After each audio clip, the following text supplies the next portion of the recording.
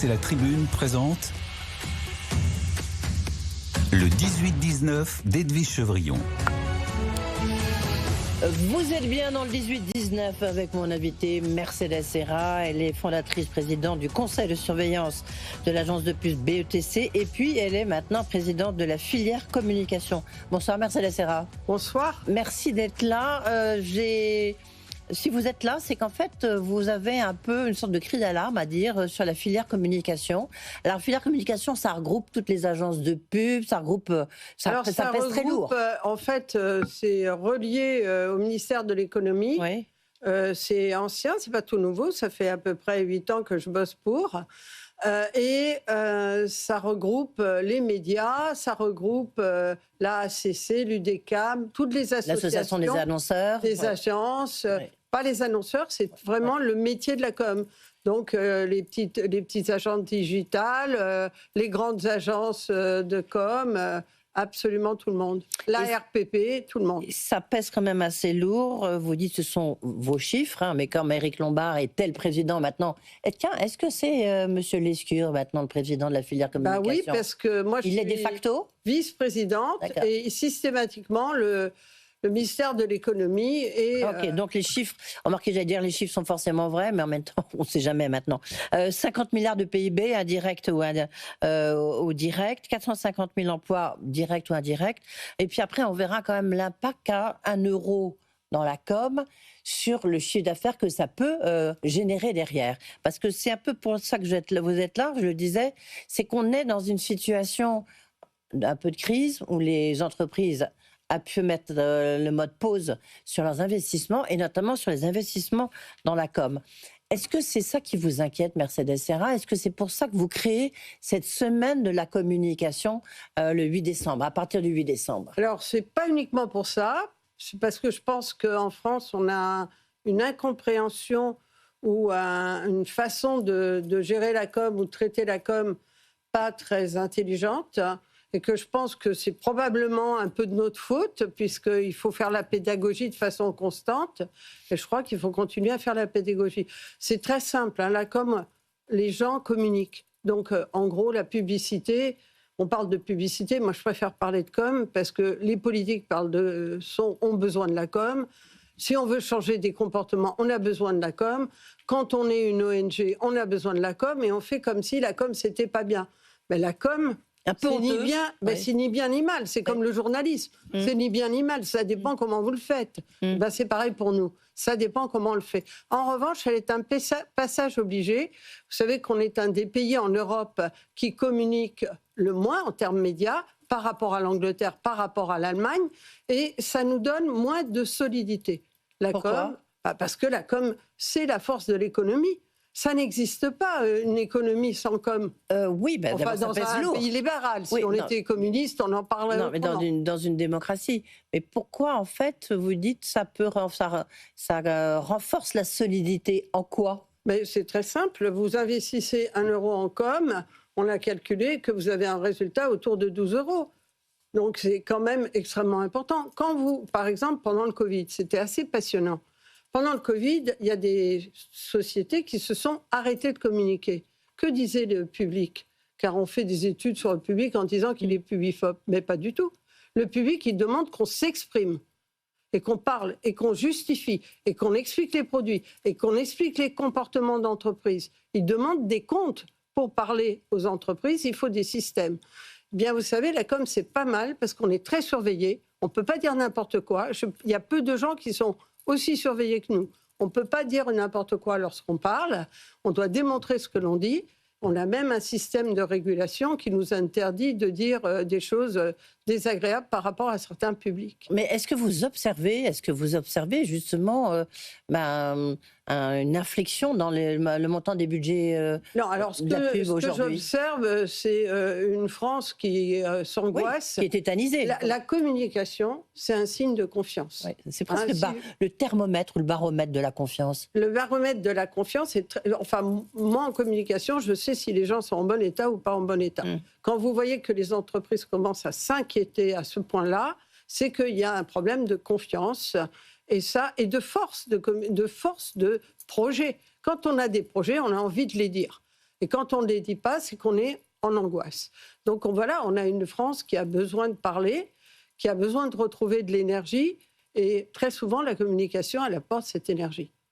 Quand vous voulez faire marcher une entreprise, si vous parlez aux gens qui travaillent avec vous de façon forte, en exprimant pourquoi on travaille, dans quel sens, etc., eh bien, ils vont mieux. Ben, c'est pareil pour la France. Est-ce que mais justement, si on regarde par rapport à quand est-ce que vous avez observé une inflexion dans la com, justement? D'abord, quand est-ce que les gens ont arrêté? Je sais que vous voulez me ramener, vous adorez l'actualité. Et moi, je vous parle d'un courant de fond. Non, mais justement, j'étais en train de me mettre un peu en perspective là. Je comprends. Aujourd'hui, il y a une inflexion négative, mais c'est pas moi qui vais faire un point sur l'état de la France, vous avez compris. Donc il y a une inflexion négative.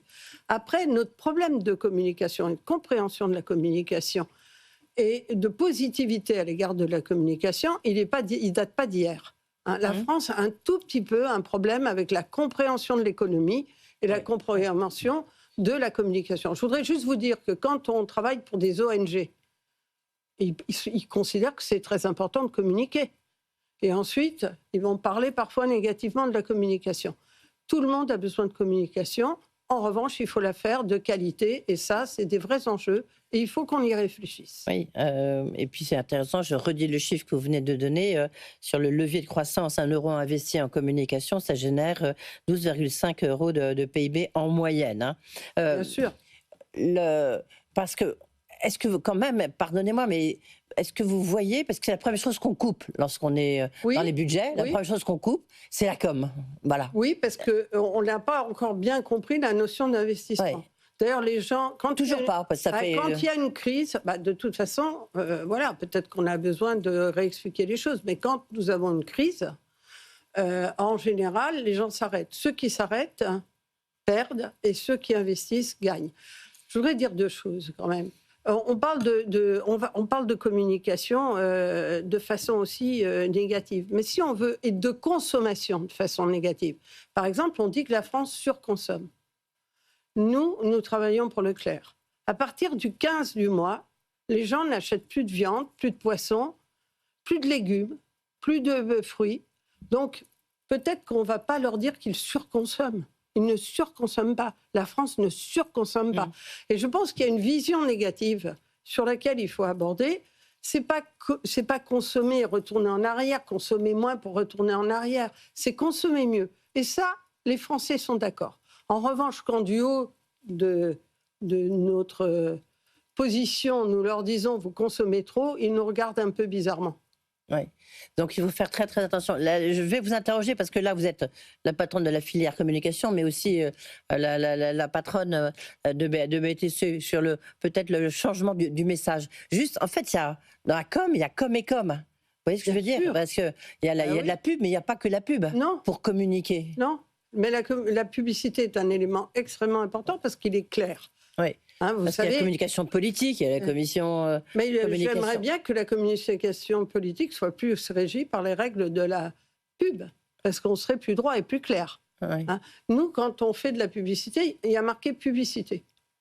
Et ça, c'est extrêmement important. Donc, on est beaucoup plus inquiet sur la façon dont elle est délivrée. Aujourd'hui, il y a un enjeu de qualité de la communication, et même de sobriété de la communication. Moi, je ne veux pas communiquer dans tous les sens, je veux communiquer bien. Et ça, c'est des choses sur lesquelles on va réfléchir, puisqu'on va faire une semaine de la com pour réfléchir et pour faire qu'on continue à aller vers la qualité et pas vers la médiocrité. Quelles sont les grandes campagnes de pub que vous avez faites cette fois-ci chez BETC là, récemment? Quelles ont été les grandes campagnes que vous avez signées? On signe des campagnes de Canal, on signe les campagnes de Air France, du Crédit Agricole... signe beaucoup de campagnes. Et est-ce que le ton a changé, le mode de communication a changé justement? Il y a un certain temps qu'il a changé. Non, mais même là, parce que maintenant, on est quand même dans un moment où tout se transforme un peu. On est dans une crise de la démocratie, il y a en même temps l'arrivée de l'intelligence artificielle, du digital qui change complètement la consommation des médias, donc de la pub.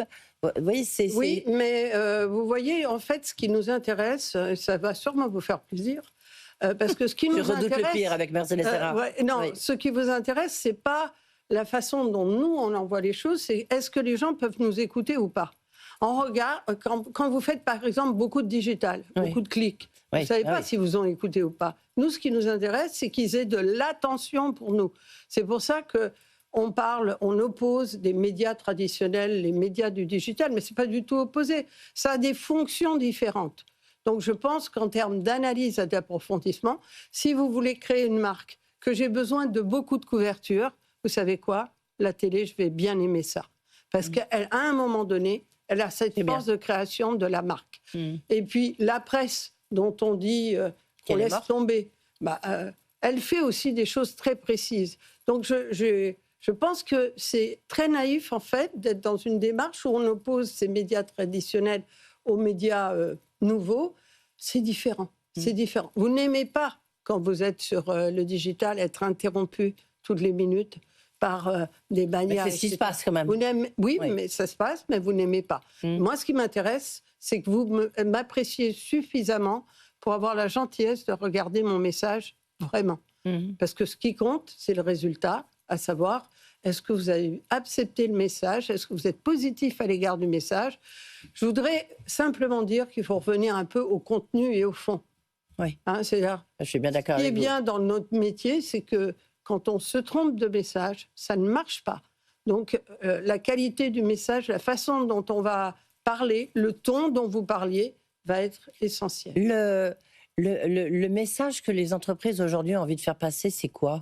Ça dépend des entreprises. D'abord, le fond des choses... Justement, est-ce que c'est de rassurer ? C'est quoi ? C'est d'innover, c'est de projeter Non, vous savez, nous, notre métier, c'est d'écouter les gens.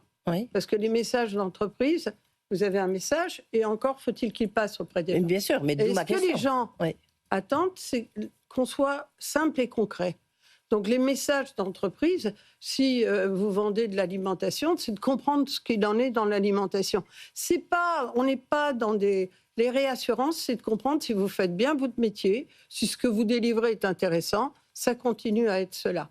Après, il y a quelque chose qui a bougé, mais ça fait un certain temps que ça a bougé, c'est ce qu'on appelle la RSE, c'est-à-dire que les gens aiment bien acheter à des gens qui se comportent plutôt bien. Et donc, ils vont demander que vous ayez aussi des discours un peu plus corporels. Je voudrais juste revenir, Mercedes Serra, sur ce qu'on disait tout à l'heure, sur le rôle un peu de chaque média. Comme on a un tout petit peu de temps, j'en profite. Donc la télévision, c'est quand je veux construire, par exemple, une marque. Télévision, affichage. Oui, vous construisez une marque très... Alors, pas partout, pas dans tous les pays, mais si je parle de la France, vous avez tout d'un coup une couverture importante auprès des gens. Donc c'est pour installer une marque. Pour faire vivre une marque. Voilà, faire vivre une marque. Et pour vendre des produits.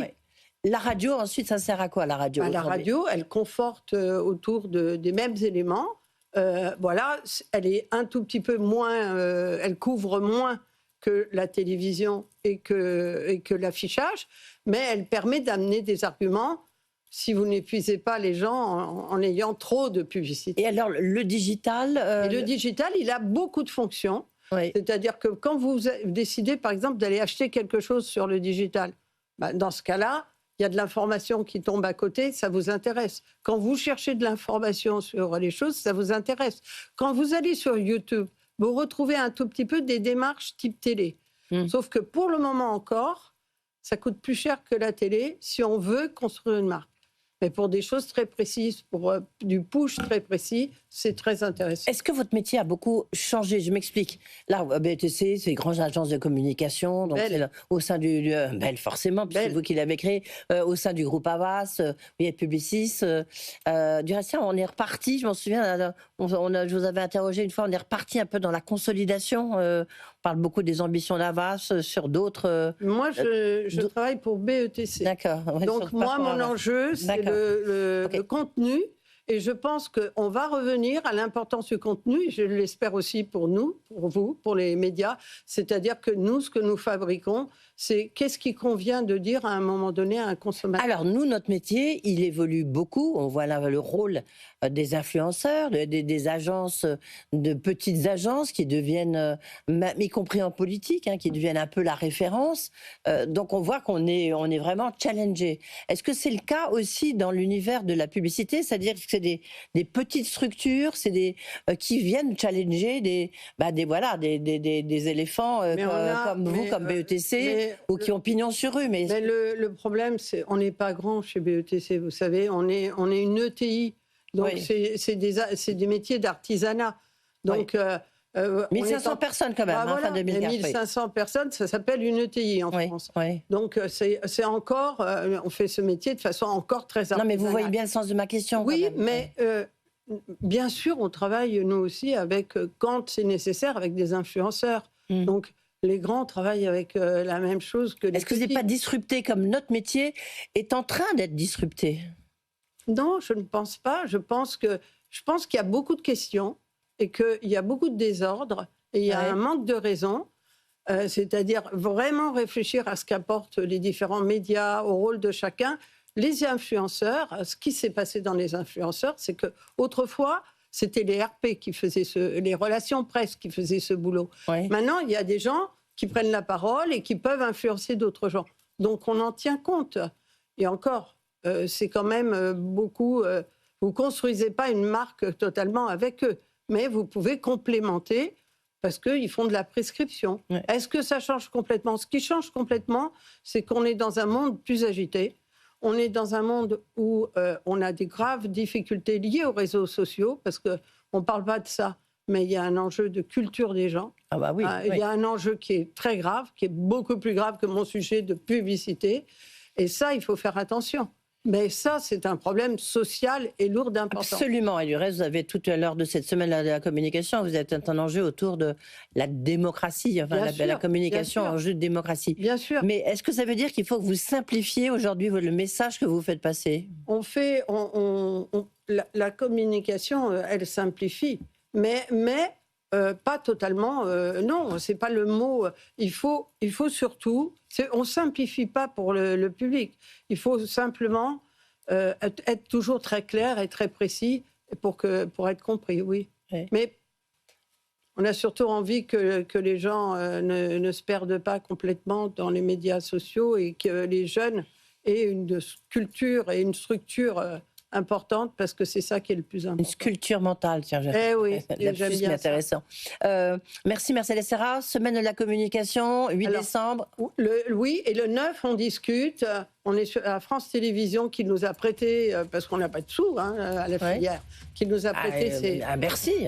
Et Bercy le 10, sur quelque chose qui est très intéressant le 10, c'est la RSE, donc la responsabilité sociale. Vous savez que notre ami Trump nous a dit d'arrêter avec ça. Heureusement, la France n'a pas arrêté avec ça. Et c'est un prix du public. Donc intéressant. Merci beaucoup d'avoir été avec nous. Dans un instant, c'est quelqu'un que vous connaissez peut-être, c'est Aziz Seni, fondateur du Forum économique des banlieues. Il publie Made in banlieue. Et puis lui, il dit, en fait, on peut gagner de l'argent grâce aux banlieues. Vous avez, beaucoup travaillé sur vous avez dirigé le musée de l'immigration. Donc, on s'est installé en banlieue, on est à Pantin, et on a fait banlieue chérie avec le musée de l'immigration. Donc combien j'attends de l'écouter. De toute manière, vous êtes toujours partout. Merci Mercedes Serra d'avoir été avec nous.